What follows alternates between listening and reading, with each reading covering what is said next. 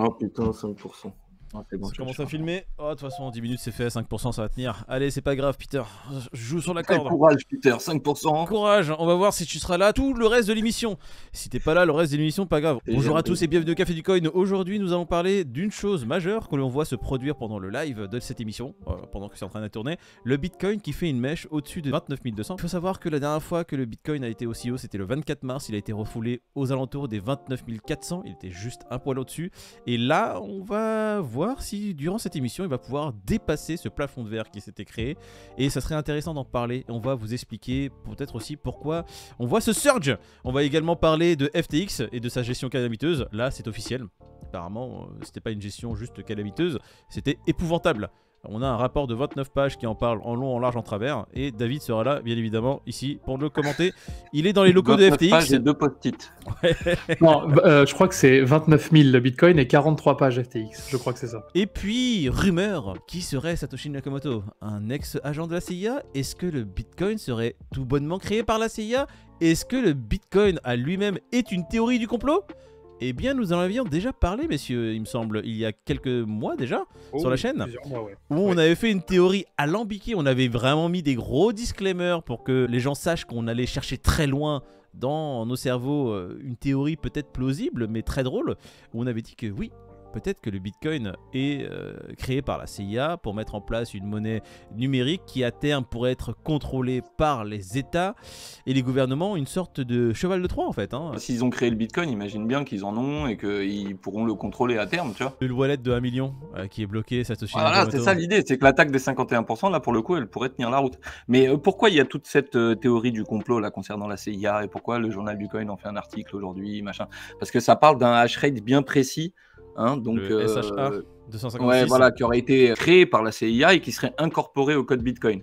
Et du coup, bah, vu que ça a été créé bien avant Bitcoin, ça remet tout en question, quoi. Alors... Donc il paraît que Satoshi, il n'est pas chinois, ni japonais.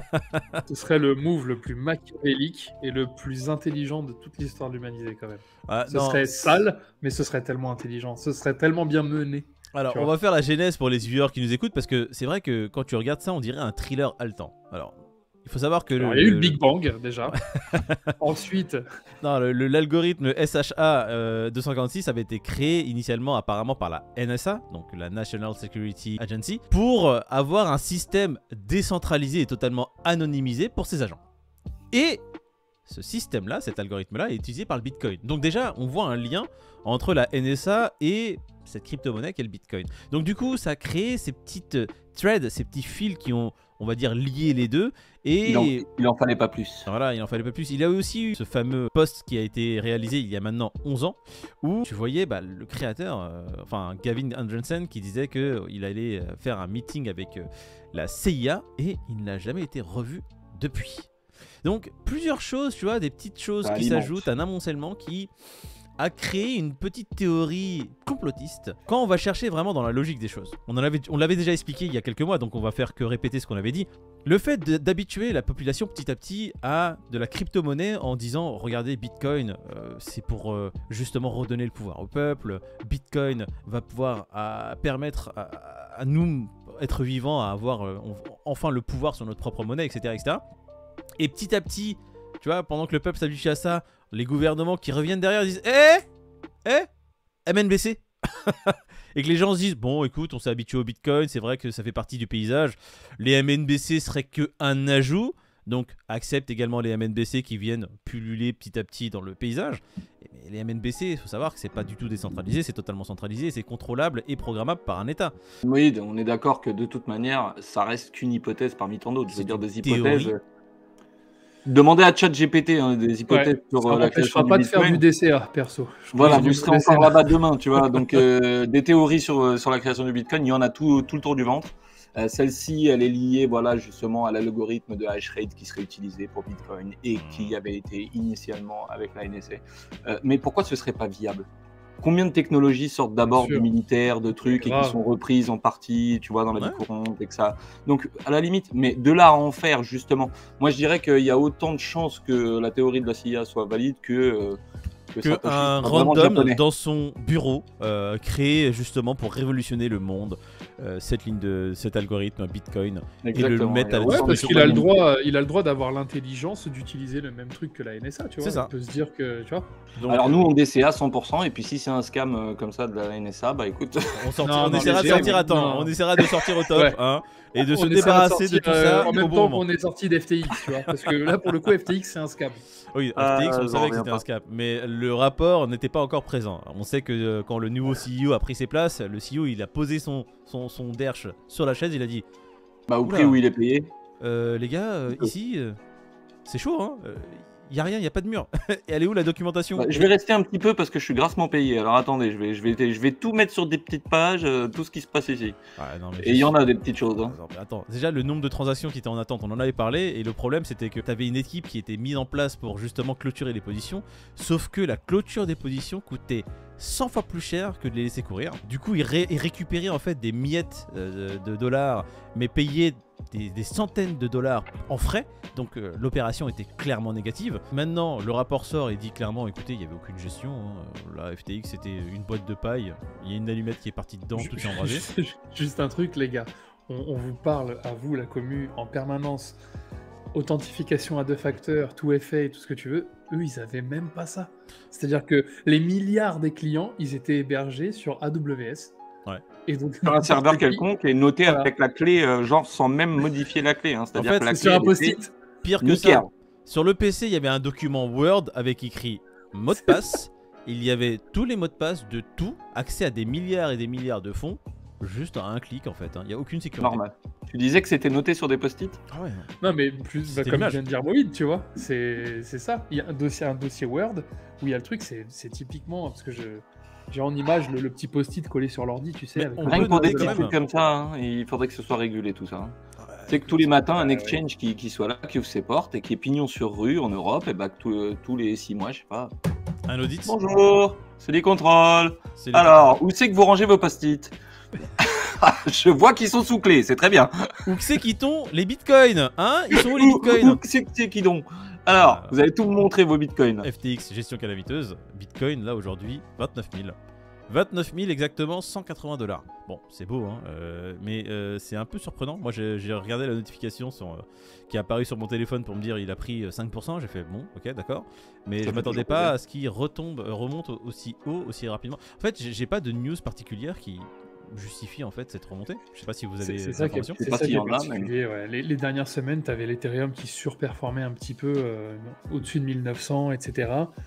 Le Bitcoin qui a rangé pendant plusieurs jours à 28, 27 008, etc. Et là, aujourd'hui, ça s'est passé aujourd'hui, on a mis 29 380, il a fait une mèche. On aime essayer de comprendre en fait ce qu'il peut y avoir derrière une hausse, mais là, en live, cette hausse, je ne saurais pas l'expliquer par un événement particulier. Peut-être la continuité justement de cette adoption. En fait, il y a plusieurs choses qui sont passées dans le monde quand même. Ils n'ont rien à voir avec le domaine de la crypto-monnaie. On en a parlé plusieurs fois pendant nos lives. On a vu qu'aux États-Unis, il y a pas mal de choses qui ne sont pas en train de se passer correctement. Alors, on voit la politique monétaire qui est en train de se casser la gueule. On a vu plusieurs banques qui se sont malheureusement cassées la gueule. Le Bitcoin, maintenant, il peut être vu vraiment comme une source de refuge par plusieurs personnes et plusieurs investisseurs. Et même des entités maintenant qui sont assez grosses comme les entreprises. Est-ce que c'est pas tout simplement les gens qui sont déjà là et qui continuent de ces genres un peu plus? Genre, je te dis une bêtise, tous ceux qui ont des wallets actifs aujourd'hui et qui en avaient un, bah maintenant ils en ont deux, voire Ah, mais trois. tu m'as Parce que donné tu vois, une news. tous les événements Mhm. font en sorte que tout le monde, justement, y croit de plus en plus. En tout cas, mais ceux qui Ouais. sont déjà là, si tu veux. Tu m'avais dit tout à l'heure qu'il y avait une limite de wallets dans le monde qui avait été atteinte, qui était assez grosse quand même. Ouais, on n'est pas loin du million de wallets qui possèdent au moins un Bitcoin. Un BTC. Ouais. Non, mais Et ça, tu sais ce que ça veut dire. C'est un record absolu. Il y a 21 millions de bitcoins dans le monde, ça veut dire qu'il y a déjà 1 million de wallets qui ont au moins un Un bitcoin. Bitcoin. Donc, sachant que dans les 21 millions, alors ça c'est aussi à rappeler, il y a là déjà 1 million qui est sur le portefeuille de Satoshi Nakamoto qui ne bouge pas depuis des années, et il y a grosso modo, je vais grossir le trait même si ce n'est pas exactement ça, considérer Ouais. 1 million de bitcoins perdus dans la nature avec des gens qui ont oublié leur seed, qui ont oublié leur mot de passe, qui ne savent plus les récupérer. Donc disons que sur ces 21 millions, il n'y en a que 19 millions encore de viables. Sur ces 19 millions là, il y en a 1 million sur des wallets qui sont au moins un bitcoin. C'est quand même incroyable. Sans compter ceux qui en ont beaucoup plus. Hein. hein, attention. Hein. Donc, Oui. ce qu'il en reste, là, on C'est ne sait minimum. pas combien il en reste, mais les gars, maniez-vous. On peut aussi parler de cette accélération du détachement des États-Unis de la part des autres pays européens, de l'Europe, de l'Afrique et de l'Asie. Je vois vraiment des gens qui ne veulent pas forcément rester investis aussi massivement sur ce marché-là et qui diversifient leurs investissements en investissement peut-être une partie, comme on a dit, sur le Bitcoin. Ça pourrait expliquer cette hausse continue. Je Ouais. te rejoins, en tout cas. À ouais. voir. Il y a Non, beaucoup à de voir. pays, La dédollarisation, ouais, peut-être que les gens commencent à se rendre compte que faut peut-être se tourner vers autre chose. Mais il n'y a pas que le Bitcoin, il y a l'Ethereum, il y a le BNB, il y a le XRP, les gars. Non, mais attends, après, on va pas parler que de ça. Il y a aussi l'or, il y a aussi les autres valeurs boursières. complètement. Mais le Bitcoin, maintenant, j'ai l'impression, fait partie du panel d'investissement qui devient un peu mainstream dans le monde. Ce qui est bien. Enfin, je sais pas, si c'est ça, c'est bien. On va parler quand même des autres prix, comme tu as dit. Ethereum, 1897, on est presque à la barrière de Ouais, 1900 voilà, $. c'est bon, 1900. C'est 314 rigolo. $ pour le BNB. Et XRP, toujours au-dessus des 50 centimes, les XRPistes. Hein? Vous êtes heureux? Il se maintient à 50 centimes. Le sang de la veine, il est là. Le sang de la veine. Calme-toi, Le sang de la mon gars. chaîne Café du Coin. On sait très bien que c'est vous qui faites vivre la Le chaîne. sang de la chaîne. XRP. Merci à vous d'ailleurs, les XRPistes, d'être toujours aussi présents. Allez, Fear and Greed 62 aujourd'hui. 72 demain. 70 je- demain. Oh, pas mal. Eh, c'est ce que j'allais dire. À combien le Fear and Greed demain avec cette montée du Bitcoin au-dessus des 29 000? 70. 70. 72 pour Pete. 72, ouais. Moi, je vais dire encore plus. 76. Ouais, Je vais vous ouais, dire que si cette nuit il touche les 30, je sais pas qui aura raison. En fait, je me dis, si le Bitcoin parvient à casser ce petit plafond de verre qui s'est créé aux alentours des 29 300, Petite session asiatique un peu greedy, pourquoi pas, ouais. Mmh. Ouais, ouais. scission Là, il est pas greedy, loin d'éclater son record de l'année, donc va savoir. c'est le ATH de 2023. Presque, voilà. Demain, si on se tape un petit 30K, on sera bien content au réveil.